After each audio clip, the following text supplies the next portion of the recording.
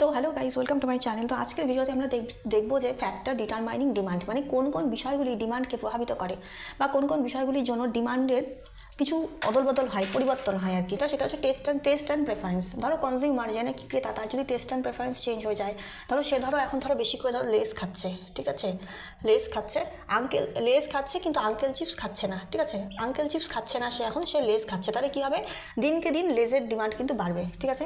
Income of the people, ধরো কোনো একজন কনজিউমারের হঠাৎ করে তার স্যালারি বেড়ে গেল, মানে ইনকাম বেড়ে গেল, তাই না, তখন কি হবে, তার লাইফস্টাইল উন্নত হবে, লাইফস্টাইল উন্নত হওয়ার সাথে সাথে কী হবে, তার আস্তে আস্তে তার বিভিন্ন জিনিসের প্রতি ডিমান্ড কিন্তু বাড়বে। বোঝা গেল? আমি কিন্তু খুব সংক্ষেপে বলছি যাতে নাকি সময় নষ্ট না হয়। অ্যাডভার্টাইজমেন্ট এক্সপেন্ডিচার, যদি কোনো কোম্পানি, ধরো লেজের কোম্পানি, ধরো লেজ আর এদিকে ধরো আঙ্কেল চিপস, ঠিক আছে, ধরো আঙ্কেল চিপস কোম্পানি একটা অ্যাডভার্টাইজ করে না, বা ধরো মাসে দুটো অ্যাডভার্টাইজ করে, আর ধরো দেখা গেল লেজ কোম্পানি প্রতিদিন দুটো করে অ্যাডভার্টাইজমেন্ট করে, মানে মাসে ও 30 দুগুণে 60টা অ্যাডভার্টাইজ করে, ঠিক আছে। তাহলে অবভিয়াসলি মানুষ তখন বেশি বেশি করে লেজের প্রতি আকৃষ্ট হবে, কারণ কি অ্যাডভার্টাইজমেন্ট বেশি না, এই একটা ব্যাপার। আরেকটা কি, consumers expectations with regard to future price. এটার ব্যাপারটা হচ্ছে এমন যে ধরো কনজিউমারের হঠাৎ মনে হতে শুরু করলো যে এখন ধরো গোল্ড, ঠিক আছে, সোনা দিয়ে বোঝাই গোল্ড, ধরো আজকে ধরো গোল্ডের ধরো 1 গ্রামের দাম ধরো 10,000 টাকা, ঠিক আছে, কথায় বলছি, ঠিক আছে।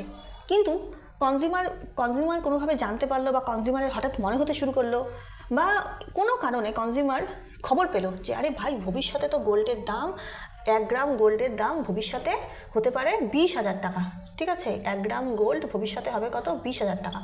তখন কনজিউমার কি বোকা নাকি যে ও বসে থাকবে কবে 20,000 টাকা গোল্ড হবে? তা তো নিশ্চয়ই না। কনজিউমার কী করবে, তখন বর্তমানেই বেশি বেশি করে গোল্ড কিনে রাখবে, কারণ কি গোল্ডের তো দাম এখন মাত্র 1 গ্রামের দাম 10,000 টাকা, তাই না। 1 বছর পরে কিনলে, 2 বছর পরে কিনলে সেটা 20,000 টাকা পে করতে হবে। তো এটা হচ্ছে একটা ব্যাপার, যখন নাকি ক্রেতার মনে হয়, মানে কনজিউমারের যখন মনে হয় ফিউচারে কোনো জিনিসের দাম বাড়তে পারে এবং সেই জিনিসটা আমার দরকার হতে পারে ভবিষ্যতে, তখন কী করে, সে বর্তমানে বেশি বেশি করে কিনে রাখে, ঠিক আছে, যদি সেটা পচে গলে না যায় এমন জিনিস। আরেকটা কি আছে, price of substitute good. Price of substitute good মানে কি, সেটা বুঝিয়ে এখন বলছি। দেখো, সাবস্টিটিউট মানে কি, পরিবর্তে, ঠিক আছে, ধরো চিপস, ঠিক আছে, ধরো বাজারে আঙ্কেল চিপস আছে, আরেকটা ধরো লেজ আছে, ঠিক আছে। এবার কি হলো, ধরো আঙ্কেল চিপসের দাম ধরো 100 গ্রাম আঙ্কেল চিপসের দাম 20 টাকা, ঠিক আছে, আর ধরো 100 গ্রাম লেজের দাম ধরো এটাও ধরো 20 টাকা, ঠিক আছে, 20 টাকা ছিল। এবারে হবে কি ঘটনাটা, এটাও 20 এটাও 20, লোকজন দুটোই খাচ্ছে, যার যেটা পছন্দ। এবারে হঠাৎ করে দেখা গেল আঙ্কেল চিপসের 100 গ্রামের দাম কমে গিয়ে হলো 18 টাকা, ঠিক আছে, 18 টাকা হয়ে গেল, ঠিক আছে। তো এখন কি হবে, কনজিউমাররা ভাববে যে আরে ভাই, লেজ আমি 100 গ্রাম 20 টাকা দিয়ে খাবো কেন, আমি এখন আঙ্কেল চিপস খাবো, কারণ কি আঙ্কেল চিপসের দাম তো কমে গেছে। এই লেজের সাবস্টিটিউট দ্রব্য কি, লেজের পরিবর্তে আঙ্কেল চিপস, মানে পরিবর্তন, লেজের পরিবর্তে যেটা আমি ইউজ করতে পারি, সাবস্টিটিউট, ঠিক আছে, দুটোই তো চিপস, এটাও চিপস। এখন ভাই দাম কমে গেছে আঙ্কেল চিপসের, তাই আমি এখন আঙ্কেল চিপস খাচ্ছি, লেজের দাম বেশি, 100 গ্রাম 20 টাকা। আমরা কি বোকা গাধা নাকি যে আমরা 20 টাকা দিয়ে লেজ খাবো 100 গ্রাম, যেখানে নাকি আমি সস্তায় পাচ্ছি 18 টাকায়, তাহলে আমি 18 টাকা লেজ আঙ্কেল চিপসই খাবো। বোঝা গেল? তাই substitute, price of substitute good, মানে সাবস্টিটিউট গুডে, মানে একটার পরিবর্তে আরেকটাকে যখন আমরা ইউজ করি সেটাকেই সাবস্টিটিউট গুড বলে।